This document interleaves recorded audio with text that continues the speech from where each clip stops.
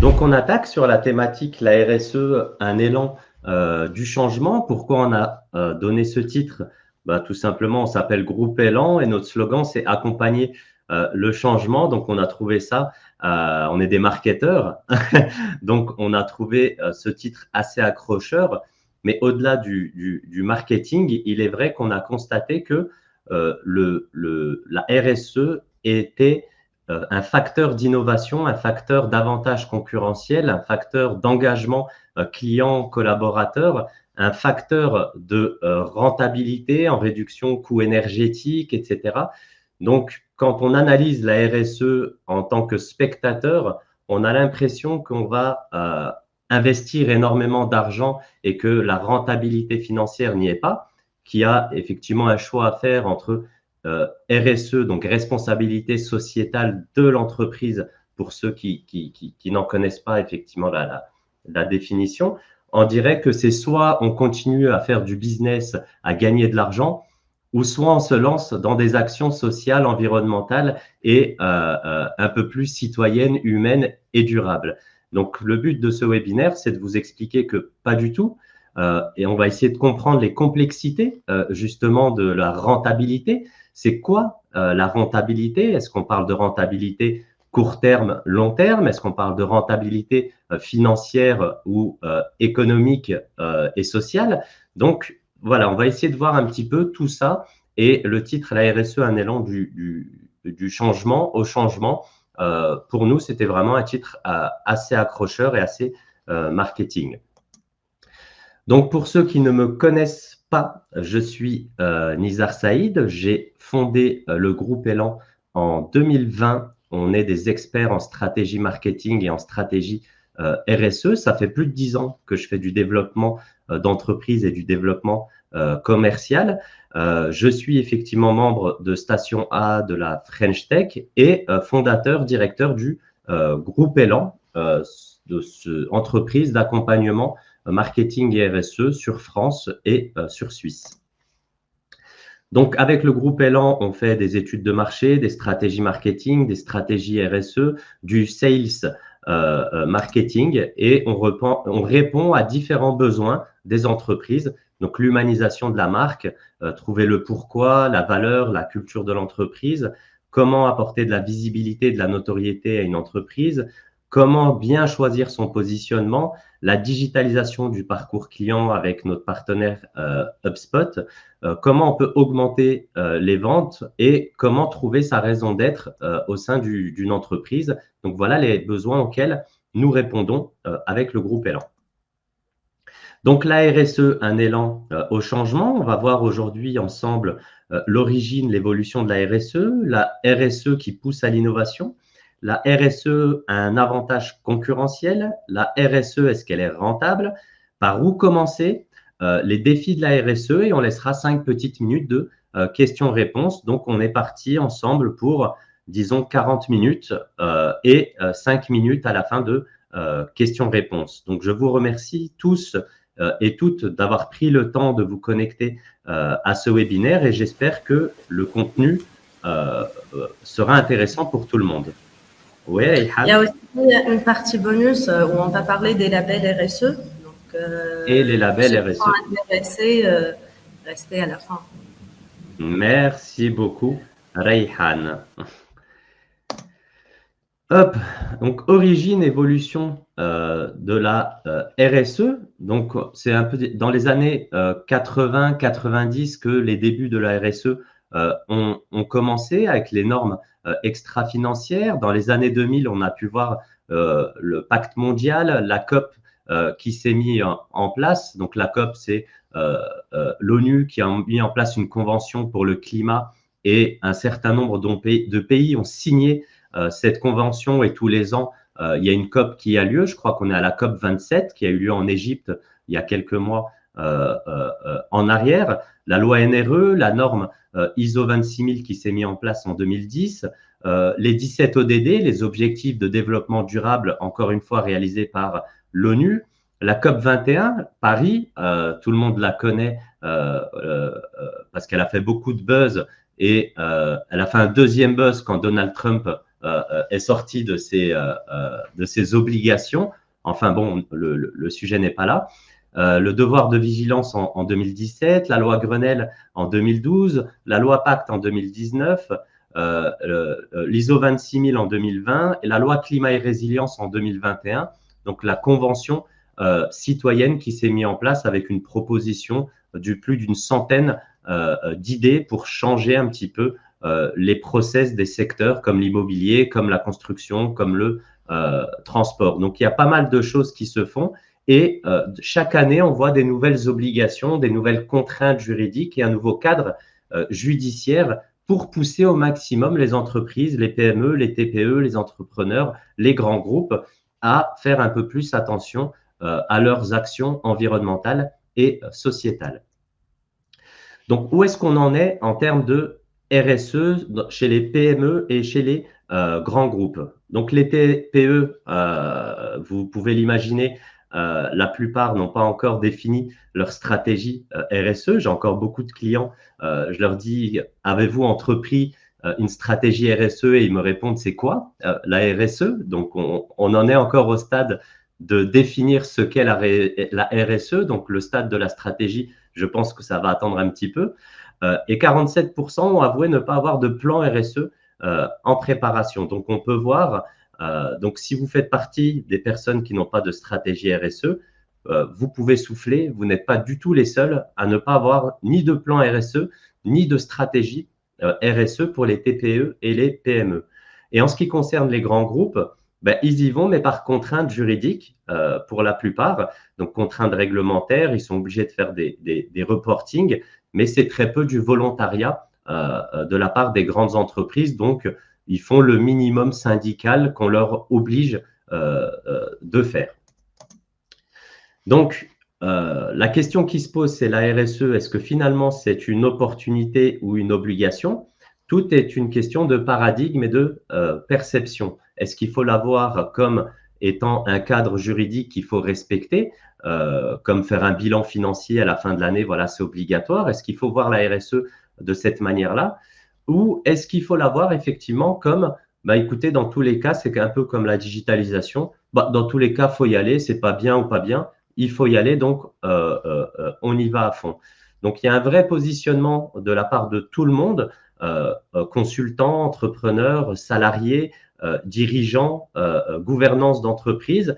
Il y a vraiment un positionnement. Est-ce qu'on va être victime de tout ce qui est en train de se passer à l'échelle nationale d'un point de vue économique, sociétal et pression juridique, ou est-ce qu'on va surfer sur cette vague d'innovation et aller effectivement se challenger en changeant sa méthodologie de gouvernance, en changeant sa chaîne d'approvisionnement, en changeant quelques maillons de sa chaîne de valeur, en changeant ses actions vis-à-vis de ses collaborateurs et de ses partenaires. Voilà, c'est la capacité, on va dire, d'une entreprise à aller se challenger sur des choses qui sont assez nouvelles pour elle. Et on va voir ensemble que ça peut avoir beaucoup de bénéfices d'aller dans ce challenge-là, tous ensemble dans une entreprise. Donc, la RSE, elle pousse beaucoup les entreprises à innover. Donc, la RSE, elle peut incarner la recherche d'un nouveau modèle économique, détecter de nouvelles opportunités de business, explorer de nouvelles technologies plus écologiques, améliorer les conditions de travail des employés et ainsi développer de nouveaux modèles de management. Donc, voilà, quand on se lance dans une stratégie RSE, c'est à tous les niveaux. C'est pas que réduire son empreinte carbone, c'est pas que faire des team building fun et sympa et faire rire un petit peu les employés. Et c'est pas juste choisir des produits éthiques et locaux et dire, bah voilà, j'ai choisi un partenaire local, c'est bon, j'ai fait le taf niveau RSE. Non, non, c'est vraiment un tout sur lequel il faut innover et vraiment placer l'humain au cœur de sa stratégie et voir vraiment sur tous les secteurs et tous les parties prenantes de l'entreprise, qu'est-ce que nous pouvons changer, améliorer en prenant le critère social, environnemental et sociétal. Donc, on a un exemple à vous donner. On a sélectionné avec Rayhan Interface, leader sur son marché et expert de tout ce qui est moquette pour entreprise. Donc, on peut voir les ambitions du groupe Interface depuis 1994, où ils se sont dit d'ici 2020, on aura 0 impact négatif sur l'environnement. Donc, c'était un projet quand même ambitieux pour une entreprise en 1994, d'être déjà sensibilisé à cette neutralité carbone. Donc, aujourd'hui, ils ont déjà fait 60% du chemin. Donc, ils pensent l'atteindre d'ici 2030 avec de fortes ambitions. Donc, je vous recommande d'aller voir un petit peu la stratégie RSE du groupe Interface et vous allez pouvoir apprendre énormément de choses. On a noté quelques exemples d'innovation de la part du groupe Interface, système de récupération des moquettes usagées, vente de fibres recyclées, système de fixation sans colle de la moquette, lancement d'une moquette au fil très rare et très résistant qui est un succès, lancement de 2 nouvelles sous-couches standards pour les dalles de moquette avec une empreinte carbone négative. Voilà, à tous les niveaux, ils essayent de réduire leur empreinte carbone et de faire durer leurs produits un maximum dans le temps. Donc, je vous recommande d'aller étudier la stratégie RSE du groupe Interface. Donc, quand on place la RSE au cœur de son environnement et au cœur de ses préoccupations, on peut voir qu'il y a énormément de choses qui changent. La relation avec les clients, elle change. La relation avec les collaborateurs, elle change. Et la vision qu'on a sur son modèle économique et la définition de la rentabilité change également, mais dans un sens positif et de pérennité.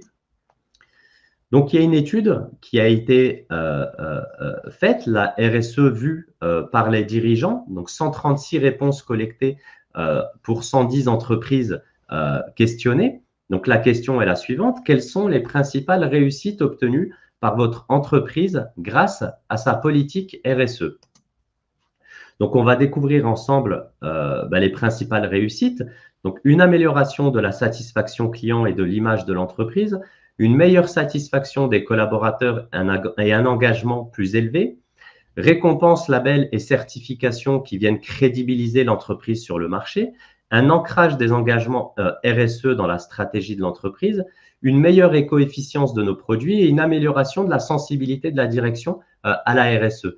Donc, on sait qu'il y a un gros dilemme avec la RSE. On a des actionnaires dans une entreprise, donc il y a toujours la complexité de faire de la RSE, mais de rester rentable pour l'entreprise. Et c'est là où la gouvernance, les actionnaires peuvent au début avoir quelques réticences, mais une fois lancés, on s'aperçoit que la gouvernance et les actionnaires sont de plus en plus sensibles à la stratégie RSE, jouent de plus en plus le jeu et elle vient s'installer comme une culture dans le temps, effectivement, au plein cœur de l'entreprise.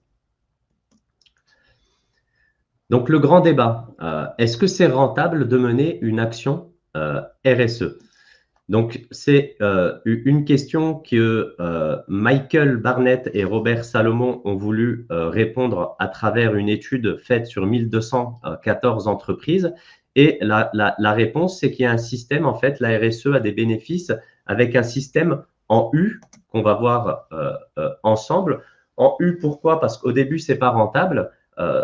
On n'y connaît rien, donc ça prend du temps, on fait des erreurs, on ne met pas notre énergie au bon endroit, ça a des coûts de passer vers des produits pas chers à des produits un peu plus éthiques, ça a des coûts, former ses collaborateurs, ça a des coûts, toutes ces réunions autour de la RSE, de qu'est-ce qu'on peut mieux faire dans l'entreprise, ça prend du temps c'est de l'argent qu'on n'a pas effectivement gagné, donc effectivement, il ne faut pas se le cacher.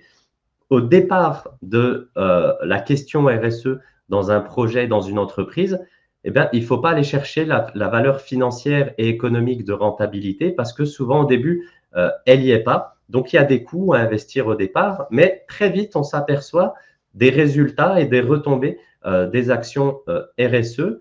Donc, si vous vous posez la question si économiquement c'est rentable, eh bien, partez du principe où ça va vous coûter un petit peu en temps, en argent, en énergie au départ, mais que la courbe va remonter, vous serez tranquille sur les 10, 20, 30 prochaines années parce que ça y est, la RSE fait partie de vos process.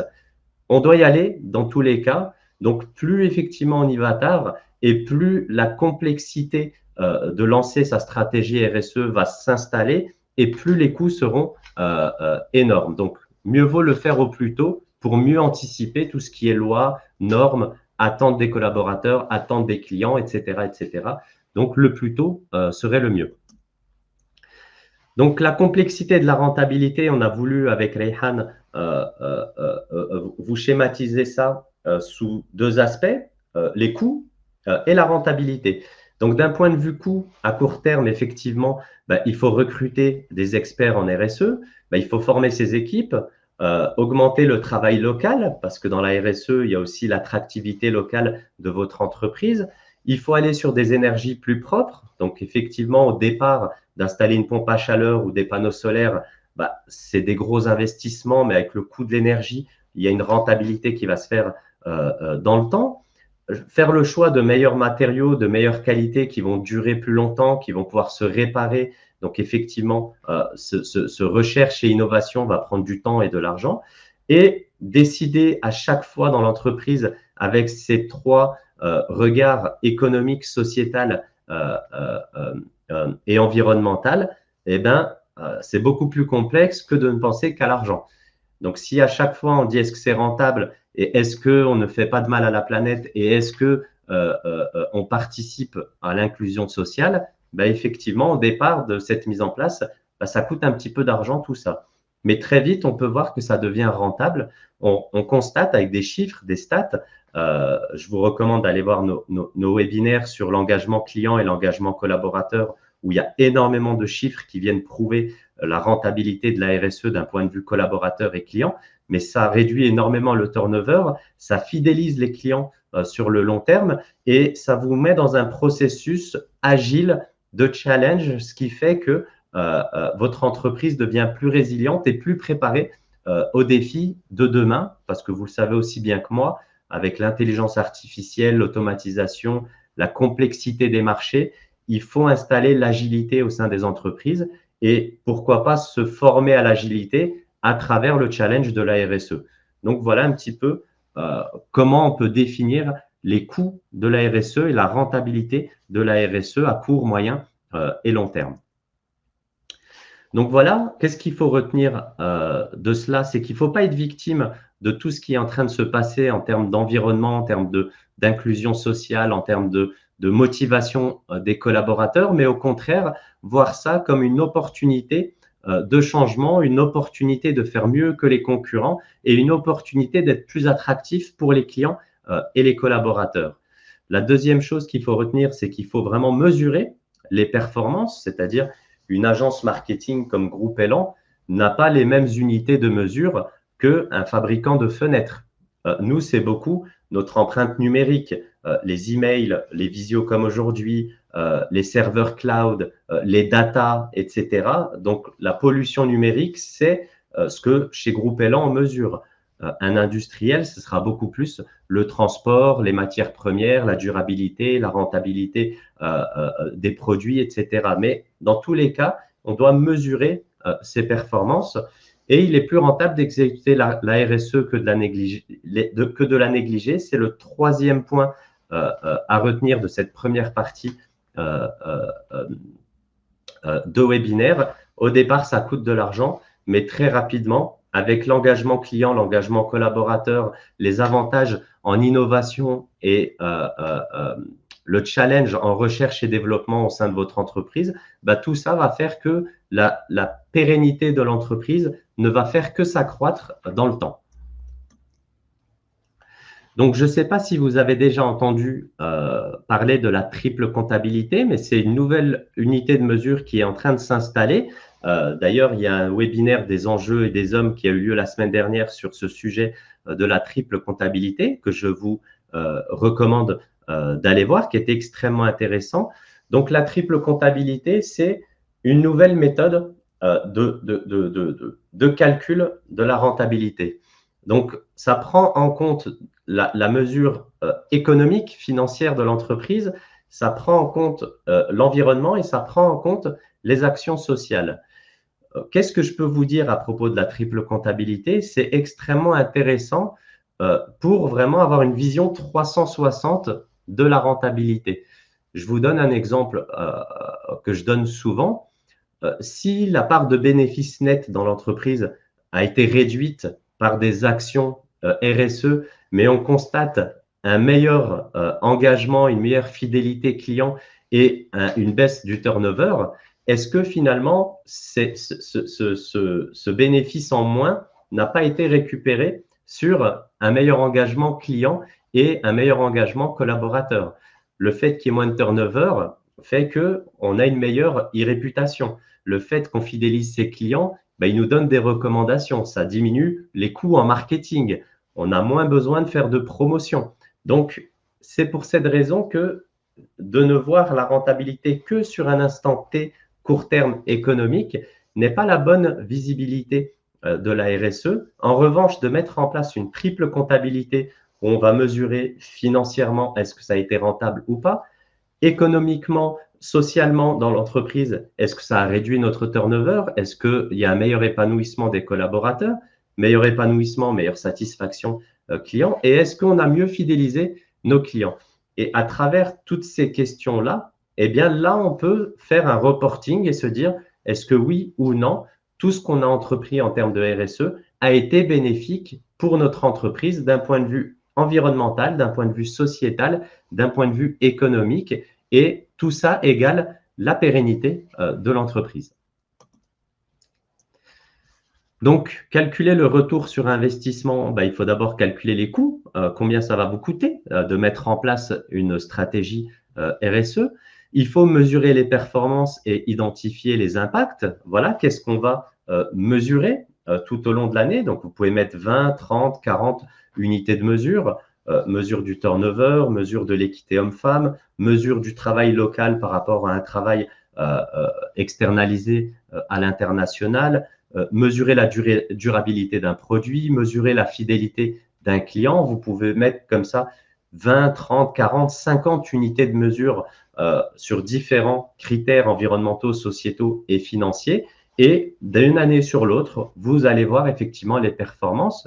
Il faut valoriser ces performances-là. Si vous avez un produit plus durable, un produit plus solide, de meilleure qualité et qui crée un engagement client meilleur, il faut valoriser tout ce que vous avez entrepris et récolté de votre stratégie RSE et réaliser le bilan économique, rentable ou pas rentable. Et si ce n'est pas rentable, des estimations de à quel moment vous pensez que la RSE va devenir rentable pour vous et votre entreprise.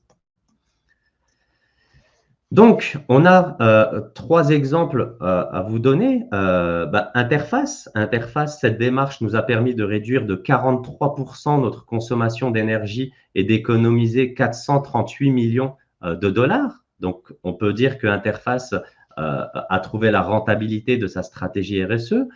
La stratégie Compass fait toute la preuve de son efficacité puisque nous gagnons des parts de marché sur plus de 60% de notre chiffre d'affaires en France. Deuxième témoignage, et un chiffre assez intéressant, les entreprises engagées en RSE affichent en moyenne 13% de performance économique en plus. Donc, on peut encore une fois dire que la RSE a été rentable. Je fais une petite pause. Reyhan, tu es avec moi. Est-ce qu'il y a des questions sur cette première partie de webinaire ou est-ce que je continue? Non, il n'y a pas eu de questions. D'accord, ok. On continue? Oui. Ok. Donc, par où commencer? Si vous découvrez la RSE aujourd'hui avec nous, on a voulu avec Reyhan vous donner quelques steps. Ton micro, s'il te plaît. Merci, Reyhan. Par où commencer pour mettre en place sa stratégie RSE? Donc, faire une analyse des besoins RSE adaptés à votre entreprise. Voilà, une entreprise qui est dans le digital, c'est de la pollution numérique sur laquelle on va axer notre énergie. C'est les produits plastiques à usage unique qu'on utilise au quotidien. On met des gourdes et plus des bouteilles d'eau. C'est privilégier effectivement les énergies renouvelables sur nos lieux de travail plutôt que des énergies fossiles. Mais un industriel, c'est différent. Donc, choisissez vos combats RSE. Échangez avec vos parties prenantes pour savoir qu'est-ce que, selon eux, vous devriez faire en termes de RSE. Donc, quand on dit partie prenante, on parle des collaborateurs, des partenaires, des fournisseurs, des clients ou des élus politiques locaux. Libre à vous d'aller voir la mairie en disant « Je suis un acteur local, qu'est-ce que je pourrais faire pour vous aider ?» Et là, peut-être que la mairie va vous parler d'inclusion sociale des personnes en situation de handicap, des stages pour les seniors ou les juniors qui ont du mal à retrouver un boulot. Peut-être qu'il y a un système de réinsertion professionnelle locale avec qui vous pourriez faire un partenariat. Donc, les parties prenantes, c'est vraiment tous ceux qui gravitent autour de votre écosystème. Prendre des engagements et s'y tenir. Accompagner vos collaborateurs, vos managers à travers des formations. Voilà, c'est nouveau pour tout le monde. Donc, l'accompagnement au changement, c'est extrêmement important dans une entreprise.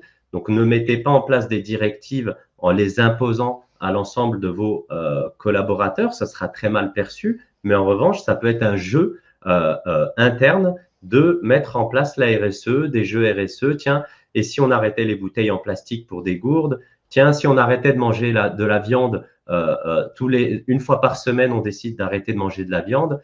Tiens, si on essayait de faire un peu de covoiturage ensemble, ça nous permettrait de faire le trajet ensemble. Tiens, si on donnait des tickets bonus à tous nos collaborateurs de 500 € pour s'acheter un vélo électrique. Voilà, trouver des méthodologies pour engager beaucoup plus vos collaborateurs, managers, cadres à s'investir dans vos actions RSE. Si vous êtes seul à y aller, vous allez vous essouffler et vous allez vous confronter à de plus en plus de difficultés. Et je reviens là-dessus, évidemment, mesurer la valeur sociétale et environnementale.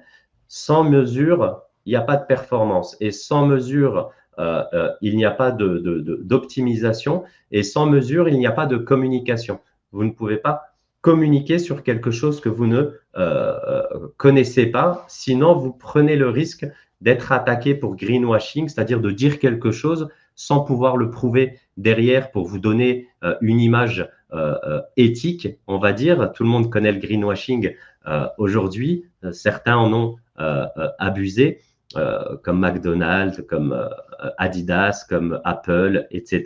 Mais bon, on ne va pas dévier vers le sujet du greenwashing, mais en tout cas, c'est extrêmement important de mesurer ce que vous faites pour que vous ayez le droit et la crédibilité de communiquer dessus et surtout de mesurer la rentabilité et surtout d'optimiser les processus RSE d'une année sur l'autre. Donc, on va vous donner également quelques exemples que vous pouvez mettre en place pour des actions environnementales. Donc, mesurer et trouver des solutions à réduire la consommation énergétique de l'entreprise, instaurer le covoiturage ou la mobilité douce, vélo électrique, trottinette pour vos collaborateurs, arrêter les achats inutiles, donc plus de bouteilles en plastique, plus de déchets à usage unique, sensibiliser vos salariés aux éco-gestes, valoriser vos déchets. Voilà, c'est des choses que vous pouvez mettre en place assez facilement dans une entreprise. Des actions économiques à entreprendre, donc concentrer l'effort sur le cœur de métier. N'essayez pas d'aller sur tous les marchés. Trouvez-vous une mission, une cause et allez-y à fond. Un positionnement marché sur un marché de niche extrêmement clair et devenez expert de ce marché-là et beaucoup moins généraliste pour essayer de grappiller sur tous les marchés. Essayez de travailler au maximum avec des partenaires locaux. Je sais que ce n'est pas tout le temps évident, mais si vous avez cette possibilité-là, essayez de creuser cette piste-là. Optez vers des fournisseurs éthiques. Essayez de voir qu'est-ce que font vos fournisseurs en tant que partenaires RSE. Est-ce qu'ils entreprennent des actions RSE? Est-ce qu'ils traitent bien leurs employés? Est-ce qu'il y a de l'éthique dans cette entreprise-là? Et si ce n'est pas le cas, d'essayer de voir les alternatives que vous avez pour changer de fournisseurs.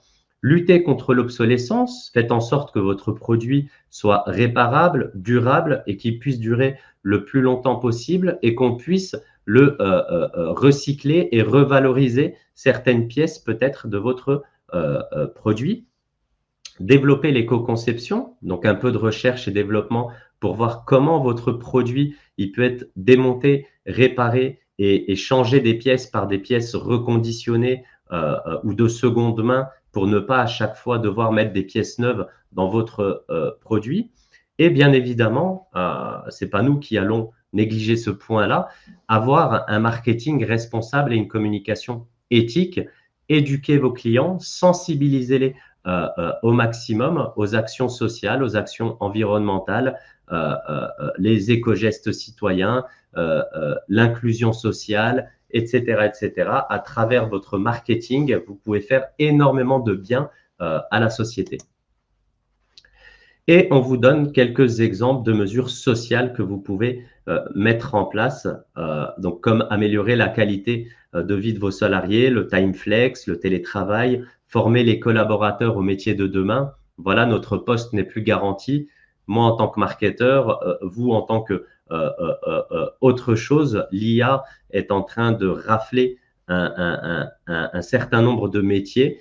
Donc, essayez de voir comment vous pouvez accompagner vos collaborateurs vers des formations, des certifications, vers les métiers de demain. Petite parenthèse, Next Format, Patrick Ouanounou avec nous sur le webinaire qui se spécialise petit à petit sur ces métiers de demain et qui accompagne beaucoup de nos clients collaborateurs à aller vers ces métiers de demain. Donc, les centres de formation commencent à avoir une casquette très noble à leur activité parce que le chômage et l'obsolescence, on va dire, des compétences est en train de s'installer. Donc, les centres de formation ont un travail énorme sur les années à venir. Mais bon, ce sera le webinaire du mois prochain. Donc, je ne vais pas spoiler tout de suite la thématique du mois prochain. Participer à l'inclusion sociale, voilà, il y a du chômage, il y a des gens qui n'arrivent pas à retrouver un emploi, il y a des gens isolés. Donc, voyez comment vous pouvez, à travers votre entreprise, aider à l'inclusion sociale, les personnes en situation de handicap, des juniors, des seniors, des personnes qui sortent de prison, des personnes qui n'ont pas de diplôme à vous vendre. Donnez-leur leur chance, formez-les, prenez-les en stage. Renforcer les relations entre les équipes et les managers. Voilà, hop là, pardon. On ne peut plus avoir ce côté autoritaire au management. Il y a l'intelligence émotionnelle qui s'installe de plus en plus dans le management. Contribuer à des projets sociaux et solidaires et bien évidemment être à l'écoute des besoins des élus politiques. Allez voir un petit peu votre mairie et essayer de savoir comment vous pouvez aider à l'activité locale. Donc, pour ne pas être, on va dire, dans une position de greenwashing ou d'entreprise qui promue des choses sans avoir la crédibilité de le faire, vous pouvez aller chercher un label et vous certifier pour aller tamponner vos engagements RSE. Donc, 3 labels qui font énormément parler d'eux en France, en Europe. Bien évidemment, la certification B Corp, label engagé RSE, la certification AFNOR et bien évidemment le label Lucie avec l'ISO 26000. Donc, je vous recommande d'aller creuser ces 3 pistes-là. C'est adapté à tout type d'entreprise, TPE, PME, grands groupes. Allez voir un petit peu la différence entre les 3. Faites votre choix. Voilà, je ne vais pas en privilégier plus un que l'autre. Aucun n'est partenaire, on n'a pas été payé pour le faire. Non, je plaisante. Mais les 3 sont très bien et ont une très bonne réputation. C'est à vous vraiment d'aller voir par rapport à votre activité, lequel est le plus en adéquation avec votre activité. Donc, pour ceux qui se posent la question, on va faire un petit peu le tour des continents, voir comment est perçue la RSE dans les autres continents. Donc, on a bien vu qu'en Europe, ça concerne beaucoup les grands groupes qui ont pas mal de comptes à rendre sur leurs actions RSE, donc toutes les entreprises au-delà de 500 salariés. Pour les TPE, PME, il n'y a pour l'instant pas beaucoup de directives et d'obligations, si ce n'est de garder les grands groupes en tant que partenaires, parce que c'est souvent les grands groupes qui sont, on va dire, touchés par les lois RSE, ce qui fait que indirectement, ils vont aller toucher leurs partenaires fournisseurs parce qu'ils rentrent dans le calcul de leur bilan carbone et dans le calcul de leur stratégie RSE. On l'a vu précédemment, faire le choix de fournisseurs partenaires éthiques rentre dans le cadre de la RSE. Donc les TPE, PME, finalement, en Europe, sont plus soumis à la pression des grands groupes avec lesquels elles sont partenaires plutôt que directement confrontées à des conformités juridiques. En Amérique du Nord, les États-Unis, le Canada, il n'y a pas de loi vraiment qui mette une grosse pression d'un point de vue juridique. C'est beaucoup plus des actions, on va dire, de volontariat à la RSE qui s'est mis en place. L'Amérique du Sud, c'est très axé sur des actions sociales, d'employabilité, de réduction de pénibilité du travail. Donc, c'est très axé sur les actions sociales. Et l'Asie, eh bien, ils s'y mettent pourquoi? Pour plaire aux grands groupes européens, si je puis dire. Donc, s'ils veulent rester sur les marchés européens, les pays asiatiques se doivent effectivement d'avoir des produits de meilleure qualité, d'être beaucoup plus dans le respect des collaborateurs, etc., etc. Donc, finalement, pour rester sur le marché européen, l'Asie est de plus en plus sensible à la RSE. Donc, 3 défis de taille pour la RSE. Le dilemme, il y a les actionnaires d'un côté qui calculent le bénéfice de ce projet et de l'autre des actions RSE à mettre en place qui, on l'a vu, peuvent au début prendre du temps, de l'argent et des nouveaux investissements en recherche et développement ou en achat de produits de meilleure qualité. Donc, il y a ce côté dilemme au départ de la RSE entre rentabilité financière et stratégie RSE.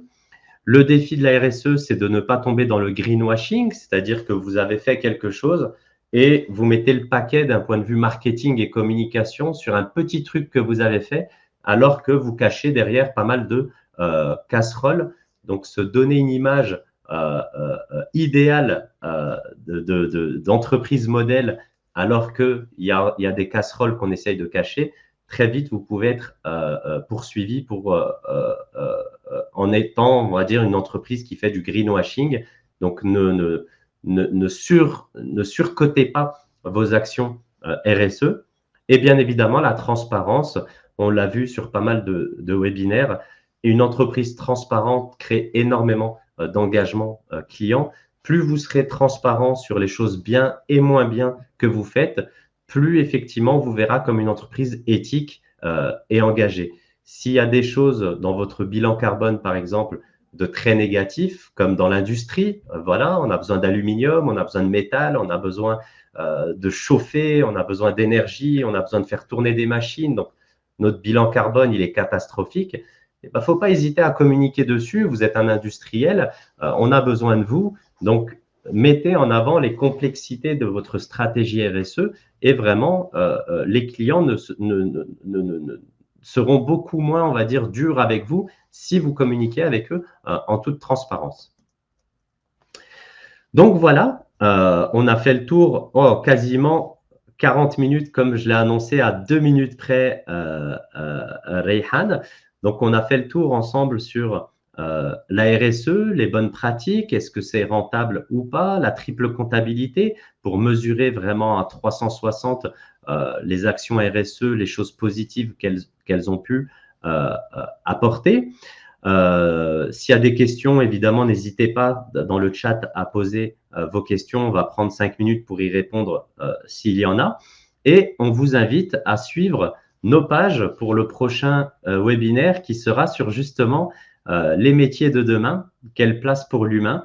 Tout le monde sait que l'intelligence artificielle et plein d'autres facteurs sont en train de remplacer les métiers. Donc, quelle place à l'humain dans les métiers de demain? Ce sera le sujet de notre prochain webinaire du mois de mai.